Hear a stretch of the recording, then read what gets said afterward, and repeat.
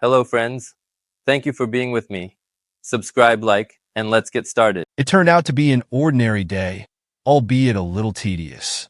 When Daniel, a middle-level manager at a construction company, parked his car at his house, he wanted one thing: to take a shower, have dinner as soon as possible, and collapse on the couch. Lights were on in the living room, windows outside, and Daniel could hear the hum of women's voices. Outside the door, he was greeted by the familiar aroma of fresh pastries and lively laughter that covered the muffled sounds of the TV. He took off his shoes, went into the bathroom to rinse his hands, and stopped when he heard a lively female conversation. It was unusual. Usually in the evenings, Olivia, his wife, preferred to spend time with a book or something from household chores while he watched football. Today, there was a real girls' club in the living room. Scooping up a mug of coffee from a thermos flask on the kitchen table, Daniel went into the living room. When Olivia saw him, she looked up and smiled broadly. 3 of her friends were sitting next to her on the couch: the bright and always energetic Amanda, the sensible Jessica, and the carefree Laura. "Oh, you're already home," Olivia said, breaking away from the conversation. "Join us. We have the discussion of the century here." "What are you arguing about?"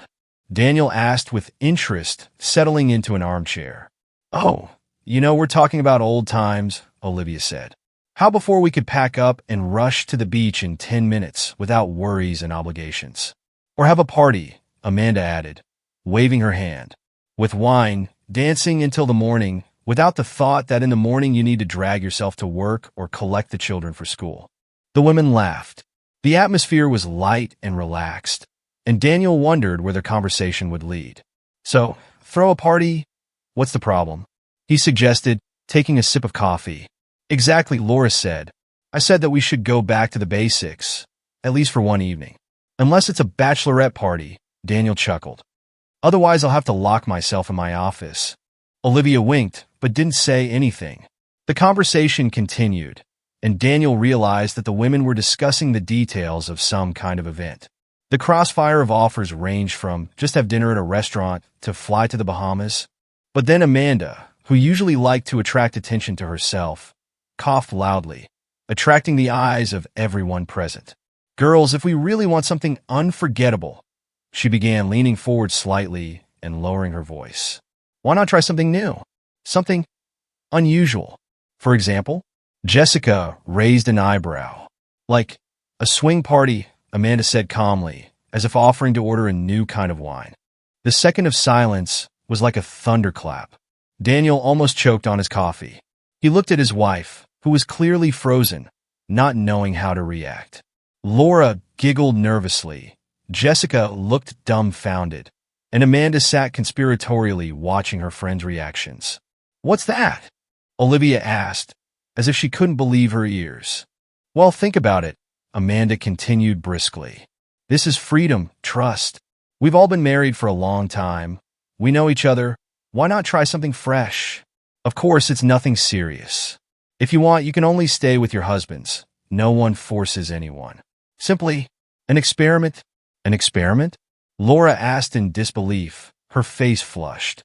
"Come on, Laura, it's not a crime. Imagine what a fun atmosphere it can be if everyone is relaxed.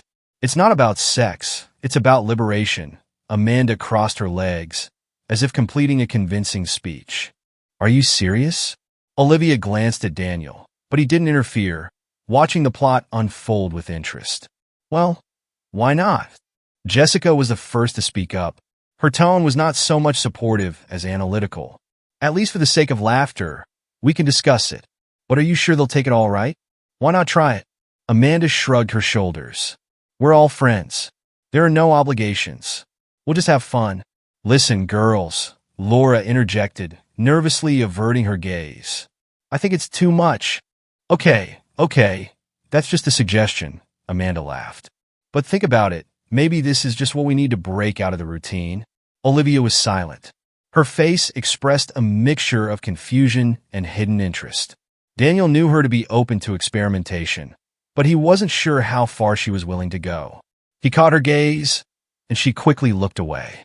The conversation turned back to memories, but the feeling of tension from the unusual offer still lingered in the room. Daniel pretended to be immersed in the phone, but in fact he was closely watching the reactions. It was that rare occasion when he couldn't predict how it would end. When he left for the bedroom, Olivia lingered with her friends, and their muffled voices continued to discuss something in raised tones. The night was surprisingly quiet. Lying side by side, they hardly talked, only occasionally exchanging short remarks about small things. Olivia looked thoughtful, her eyes wandering around the ceiling as if trying to find the answer to a question she was afraid to ask. Daniel was lying on his back, one hand under his head, the other holding the phone, but he had been just staring at the screen for several minutes, not understanding what he was reading. "Daniel," she finally said softly, almost in a whisper. "M?" He replied without turning his head. "Do you remember what we talked about with the girls today?" He slowly lowered the phone, exhaled, and turned on his side to look at her. There was something in her voice that made him tense up. "What is it exactly?" "What is it?" he asked, even though he knew exactly what she meant. "Well, about the party." She nervously tucked a strand of hair behind her ear and glanced away, avoiding his eyes. Daniel felt his muscles tighten involuntarily. "That's it," he thought. "Are you serious?" "What is it?" he finally asked, his voice calm, but there was a hint of disbelief in it. She hesitated, looking up at the ceiling again. "It's just an idea. I think it might be interesting. I don't know, maybe it's stupid. But sometimes you need to try something new to revitalize a relationship." "Olivia." Daniel sat up in bed, crossing his arms over his chest. "Do you really want to discuss this?" "I'm not saying I want this right now. I'm just thinking. Amanda's right about one thing. We've been living in this work-home responsibilities routine for so long. Maybe it's worth trying something unusual?" Her voice sounded sincere, but Daniel felt his throat go dry. He got up and went to the minibar where there was a bottle of water. After taking a sip straight from the bottle, he returned to the bed, considering the answer. "Okay, let's say," he began, leaning on the headboard of the bed. "Let's say I agree. What will this mean for us? Do you really think that everything will stay the same after this?"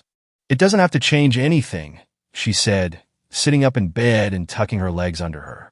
"It doesn't mean that we have to do anything. We can just go and take a look to understand whether we are comfortable in such an atmosphere. If not, we'll leave. No one is forcing us." He frowned, thinking about her words. It sounded simple, but at the same time his instincts resisted the very idea of such a thing. "Is that what you want?" "What is it?" he finally asked, without looking away. Olivia was silent for a long time. Her face reflected a whole gamut of emotions, from embarrassment to hidden excitement. "I want to know what it's like," she admitted softly. "It doesn't mean that we will do something bad. We will stay together. We are a team. It's just an experiment." "An experiment," he repeated sarcastically, leaning back against the pillows. "Good. But if we do it, it's only on my terms."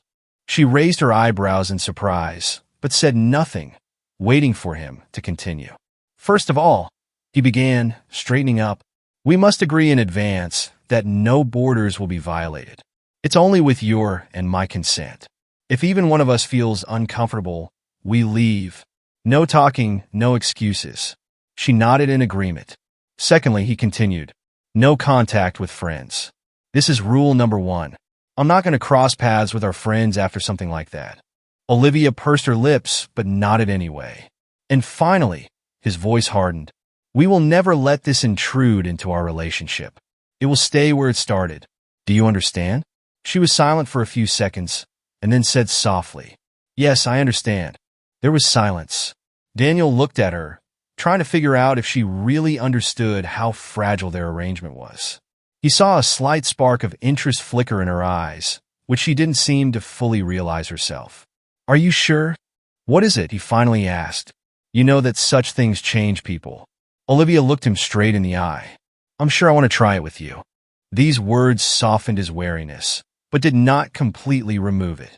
He knew that there was something ahead of them that neither of them was ready for. But at the same time, he understood that if he refused, it would remain in her head as something unfulfilled, and the unknown would become their shadow. "All right," he finally said, "but only with the conditions that I have announced." Olivia smiled as she leaned towards him and put her hand on his palm. "Thank you," she whispered. He didn't answer, just looked at her, trying to figure out how much their lives would change after this conversation. Preparations for the party began long before the scheduled date. Daniel and Olivia's house was gradually turning into a place where every detail screamed that everything had to go perfectly. The scenery, the guest list, the menu, everything was under control. But every day the tension in the house grew. Olivia spent a lot of time on calls and meetings with her friends. Amanda was especially active, the one whose idea to start all this captured the attention of the entire company. Amanda offered to connect her new boyfriend, Carl, the owner of a specialty store, who, as it turned out, was ready to provide everything necessary for a themed party. And although it seemed unnecessary to Daniel, Olivia assured him that this way they would save time and money. On Friday evening, 2 days before the event, Carl arrived with another batch of decorations. Tall, thin, with an abundance of tattoos and massive earrings in his ears. He looked like a man from another world. His energy was almost tangible. He burst into the house, joked loudly, waved his arms, showing with his whole appearance that he was the owner here. "Olivia, it's just a bomb," Carl exclaimed, unloading the boxes of things. "I brought the best pieces so that everything would be at the highest level." Daniel, who had been busy clearing space for tables up to that point, went out into the hallway and came face to face with Carl. "Hi, Dan." Carl grinned, holding out his hand for a handshake. "It's nice to finally meet you. Olivia has told me a lot about you." "Carl," Daniel replied shortly, shaking his hand with restraint. The warmth in Carl's smile seemed artificial. As soon as Carl turned away, Daniel looked at him. He was on the edge between charismatic and annoying. There was something about his demeanor that was alarming. Carl immediately started interacting with Olivia. Their conversation was lively and emotional. He leaned closer to her to say something, then lightly touched her shoulder. Daniel watched this from the kitchen, feeling a slight twinge of jealousy, although he tried to convince himself that it was just his imagination. "Hey, Dan," Carl suddenly called out to him, turning around. "Do you mind if I show you something? This is part of the program. I want to know your opinion." Daniel, hiding his disbelief, came closer. Carl opened one of the boxes and took out a long metal pin with a mount. "What is this?" Daniel frowned. "Just the entourage, relax," Carl replied, grinning. "It's more for fun, nothing serious." Daniel didn't say anything, but his inner unease only increased. Olivia, who was standing next to her, giggled as if she hadn't noticed anything.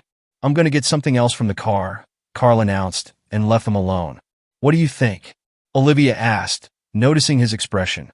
"I think he knows too much about these things," Daniel replied. "Are you sure he's the one we need?" "He's a professional," she said. "Come on, you're always so suspicious." Carl returned with a new batch of things, but this time he not only showed, but also began to give advice to Olivia. He talked about how best to arrange the furniture, which areas to allocate for guests. It was as if he was taking on the role of organizer, and this was beginning to annoy Daniel. "Carl," Daniel interrupted him at one point when he got too carried away. "You're just supplying the equipment, aren't you?"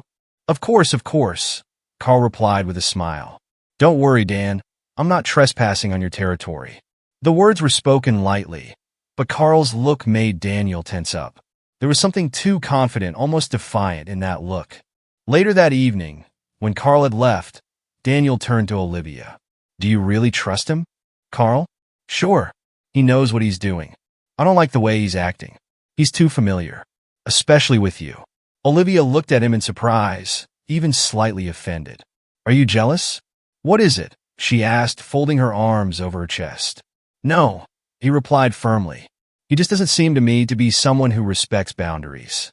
And that worries me."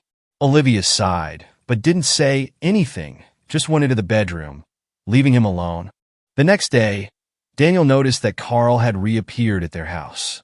This time he arrived without warning and brought some new, important thing. When Daniel left the house, he found Carl, smiling broadly, holding Olivia's elbow and talking quietly. She was laughing, but when she noticed her husband, she quickly retreated. "Carl," Daniel said dryly, coming closer.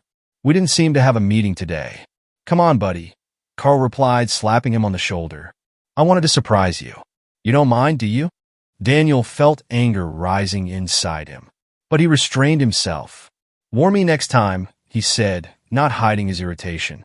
Carl grinned, but there was a challenge in his eyes. Daniel knew there was something wrong with this man, and that was just the beginning. On the day of the party, Daniel stood aside, watching the guests and holding a glass of whiskey in his hand. The party was in full swing. The house, transformed into a neon sanctuary with soft lights and muted music, was filled with guests. Laughter, muffled conversations, and the sounds of glasses merged into a general hum. Olivia moved among the guests like the hostess of the evening. A smile never left her face. She was wearing a black dress that emphasized her figure, and her movements were confident and easy. Daniel looked at her with a slight sense of pride, mixed with anxiety, which had not left him since Carl's arrival. Carl, as expected, was here. He attracted attention almost as soon as he entered. His loud laugh and eye-catching habit made him the center of any conversation, and by now he had already gathered several women around him, including Olivia. Daniel stood patiently, trying not to look intrusive. He watched as Carl leaned closer to his wife, as his hand lightly touched her elbow, as if in a friendly way, but a little longer than necessary. Olivia laughed, and then carefully pulled away, clearly not noticing how her husband tensed. "Is everything all right, buddy?" Jim, their neighbor and family friend, came up to him. "Yes," Daniel replied, but his voice sounded more harsh than he intended. "You look like you're ready to kill someone," Jim chuckled, slapping him on the shoulder. "Relax, it's just a party." Daniel tried to force a smile, but it didn't last a second. His gaze fell back on Carl. He was whispering something in Olivia's ear, and although she took a step back, it looked strangely intimate. A few more hours passed. The music became louder, and the guests became a little bolder under the influence of alcohol. Daniel decided to take a walk around the house to make sure everything was under control. He noticed that Olivia was nowhere to be seen. So did Carla. My heart sank. A wave of suspicion rose inside. He quickly looked around the room, but neither she nor Carl was there. Daniel went to the kitchen, then to the exit to the courtyard. Nowhere. An inner voice whispered that he knew where to look. He went up to the second floor. The corridor was almost empty, with only muffled voices coming from one room. As he approached, he heard laughter. Olivia's laugh. Carl's familiar whisper came from inside. Daniel froze in the doorway, his heart pounding like a drum in silence. Inside, he saw Olivia standing with her back close to Carl. He held her by the waist, his hand moving up her back. She was not just standing, but rhythmically pressing against him. Her head was bowed, and her lips were whispering something barely audible. Carl leaned toward her, his lips almost touching her ear. Olivia laughed, but her laugh sounded strained, like a person trying to hide uncertainty. Daniel felt his body stiffen with anger, but he couldn't move from shock. Suddenly, Carl reached out his hand to her neck, lightly touching the skin, and Daniel saw how she did not pull away, but on the contrary, slightly tilted her head in his direction. At this point, the scene became even more intimate. Carl was whispering something to her that Daniel couldn't make out. "What's going on here?" Daniel's voice cut through the silence like thunder. Olivia turned around, startled, tugging at her dress. Carl straightened up, his expression changing from surprise to an impudent grin. "Hey, Dan, we were just talking," he said, as if nothing had happened. "Did you talk?" Daniel took a step forward, his fists clenched. "Do you think I'm an idiot?" Olivia rushed between them, raising her arms as if trying to stop the inevitable. "Daniel, calm down. It's not what you think. Not what I think it is." He looked at her, then at Carl. "Did you let him act like that? Right in our house?" Carl stepped closer, raising his hands as if trying to defuse the situation. "Listen, buddy, you got it all wrong. But he didn't have time to finish. Daniel, driven by rage, punched Carl in the face with such force that he stepped back against the wall. Olivia screamed, but it only provoked him. Carl tried to dodge the next blow, but he didn't have time. He tried to grab Daniel's arms, but Daniel abruptly pushed him away, grabbing him by the collar of his shirt. "You dare come into my house and do this?" he hissed, looking straight into Carl's eyes. Carl, recovering from the shock, tried to fight back, but Daniel was faster. Another blow, and Carl was on the floor. At that moment, Jim and several other men burst into the room, separating them. "Hey, that's enough!" Jim shouted, trying to hold Daniel back. "Get out of here," Daniel said to Carl, breathing heavily. "And if I see you next to my wife, I'll kill you." Carl left the room, giving Olivia a meaningful look that Daniel noticed even through the haze of rage. When everyone calmed down, Daniel went downstairs, barely able to contain the anger boiling inside. The guests didn't seem to notice anything, except for Jim and a few men who helped him break up the fight. The music was still playing, laughter and conversation filled the room. But for Daniel, this party has lost any appeal. He went into the kitchen and poured himself another glass of whiskey, ignoring the sidelong glances. Jim quietly approached him, folding his arms over his chest. "What happened there?" "What is it?" he asked carefully, trying not to escalate. Daniel took a sip and set the glass down so abruptly that the sound reverberated throughout the kitchen. "He crossed the line, but I'll figure it out." "Listen, maybe you should just leave." Jim tried to soften the situation. "It looks like you're at the limit." "Leave?" Daniel chuckled, though there was no amusement in his eyes. "This is my house, Jim. If anyone leaves, it's him." At that moment, Olivia came into the kitchen. She looked confused and worried, but tried to keep calm. "We need to talk," she said quietly, looking at her husband. "We have nothing to talk about," he snapped, turning his back on her. "Daniel, please don't make a scene out of this," her voice was pleading. "It's just a misunderstanding." "A misunderstanding?"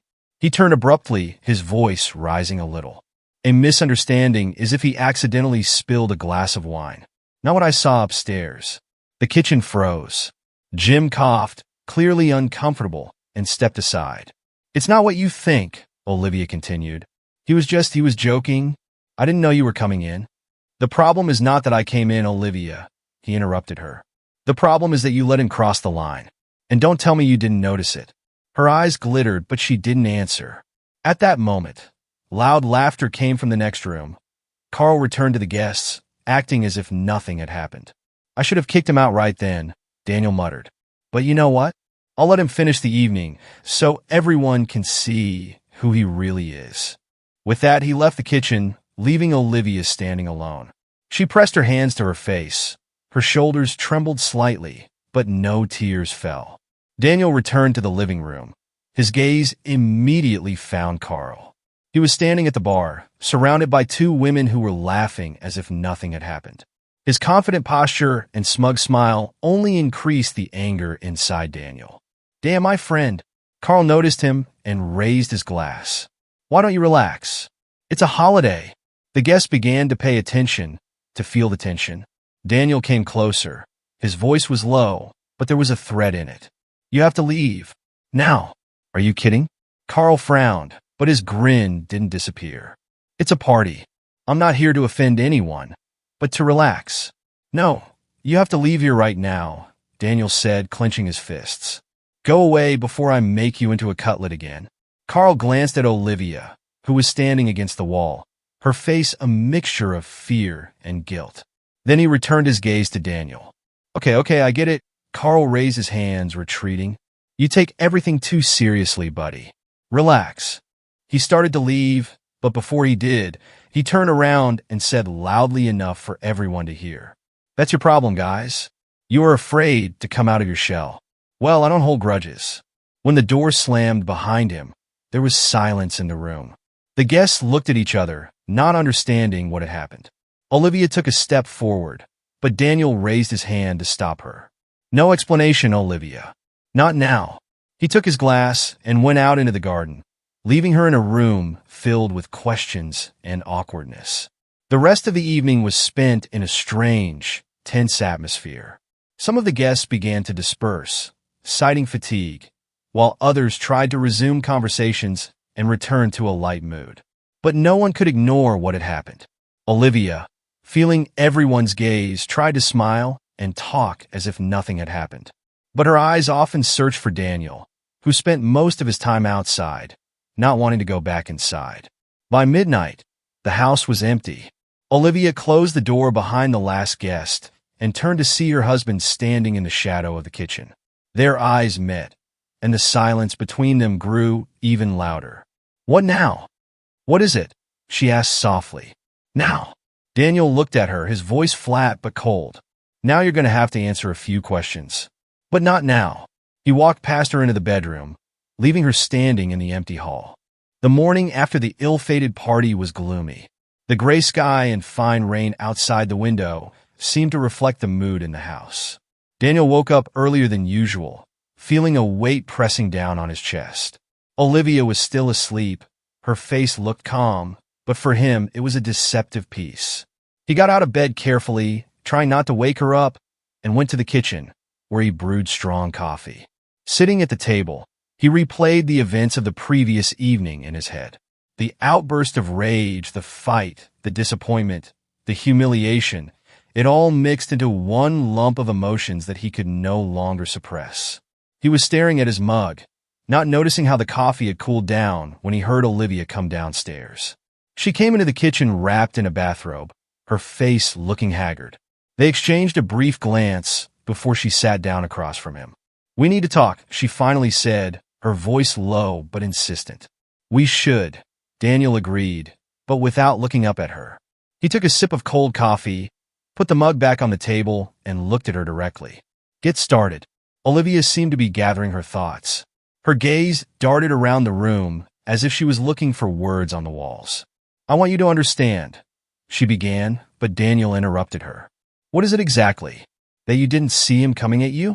Or that you liked it?" Her face turned red. She opened her mouth to reply, but fell silent again. Daniel continued, "Do you know what the worst thing is? I could have swallowed it all if it had been someone else. But you let it happen." He waved his hand as if the word Carl was not worth saying out loud, "walking around our house and flirting with you. It was a mistake," she finally said, her voice trembling. "I didn't want it to happen like this." "You didn't want to?" He smiled bitterly. "Then why didn't I see any attempts to stop him? Why didn't you leave the room when it all started?" Olivia looked down. Her shoulders were shaking, and Daniel realized that she was about to cry. But he felt no pity. All he could feel was a dull irritation. "We need time," she said, barely audible. "We can fix it." "No, Olivia." His voice became firm. "There is no need to fix anything. I'm filing for divorce." These words hung in the air like a shot from which there was no escape. Olivia looked at him in horror, her lips trembling. "Daniel, please," she began, but he raised his hand, interrupting her. "I've already made up my mind," he said coldly. "I can't live with a man I don't trust anymore." He got up from the table, leaving her sitting in silence, and headed for the exit. In the hallway, he put on his jacket, grabbed the keys, and left the house without turning around. A cold rain greeted him outside, but he didn't even notice. Daniel couldn't just leave it at that. Carl was not just the person who caused his family problems. For him, he became the embodiment of everything wrong in recent events. As he walked to the car, an idea began to form in his head.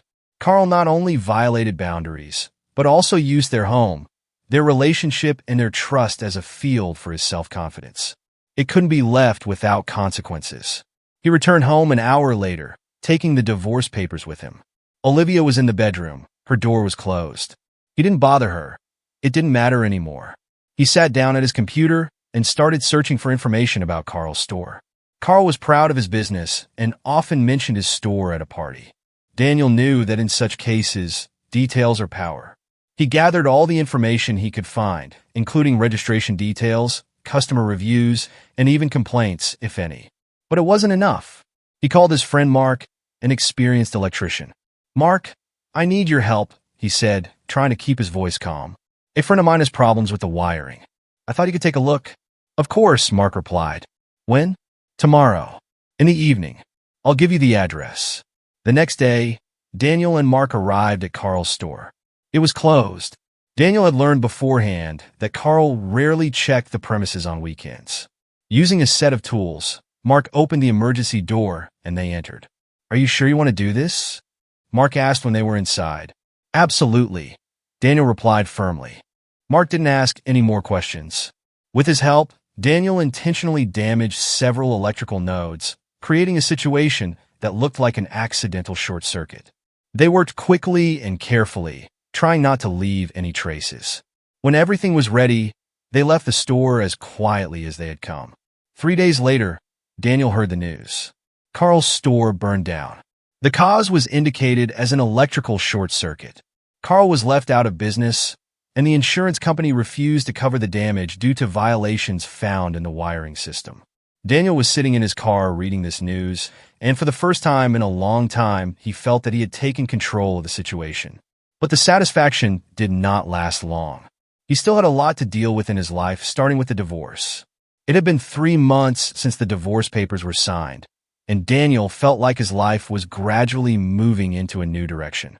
The house, which until recently had seemed like a prison of memories, was now becoming something else for him. He replaced the furniture in the living room, repainted the walls, and threw away everything that reminded him of the past. It was his symbolic purification. The morning started calmly. Daniel was sitting in the kitchen with a cup of coffee, watching the sparse snowflakes gently settle to the ground outside the window. It seemed that everything in life had finally come to rest, but the ringing of the phone destroyed this illusion. "Hello?" he replied, frowning slightly at the unfamiliar number. "Is that Daniel?" A gruff voice came from the other end of the line. Daniel recognized him immediately. "Carla." "Yes," he said shortly, gripping the phone tighter. "Do you think you can ruin my life and get away with it?" "You ruined your life," Daniel replied calmly. "What do you need?" "Justice," Carl said with a venomous grin. "And I will prove it." Daniel paused, then replied coldly. "Good luck." He dropped the call and immediately wrote down the number. It wasn't the first time Carl had tried to put pressure on him, but this time the threat sounded too serious. Daniel realized that it was time to finally sever any ties with the past. The next day, Daniel met with the lawyer Mark had recommended to him. He was a middle-aged man named Greg Blaine, with an impassive look and the training of a man who was used to winning even the most difficult cases. "So he's threatening you?" Greg asked, writing something down in his notebook. "Yes, and not only that. He claims that I am involved in his losses." Daniel paused, without specifying the details. "I need to make sure he can't hurt me or my property. First of all," Greg began, looking up, "we'll file a threat report with the police. This will create an official document. Then I'll start collecting data that will help protect you in case he really tries to prove something." "And what about the past?" Daniel asked, feeling a growing unease inside him. "If there is no direct evidence of your involvement, he will not be able to do anything," the lawyer replied confidently. "The main thing is not to come into contact with him." A few days later, Daniel received a letter from the police. Carl did file a complaint, claiming that his business was destroyed intentionally, but without evidence, the case was quickly closed. This did not completely calm Daniel down, but he understood that Carl was now desperate. On the evening of the same day, when Daniel was returning home, he noticed a familiar figure outside his house. Carl was leaning against his fence, a bottle in his hand. He looked exhausted and angry. "You're not even trying to hide," Daniel said, coming closer. Carl looked at him, then grinned. "And why?" He took a step forward. "You took everything from me. Work, money, reputation.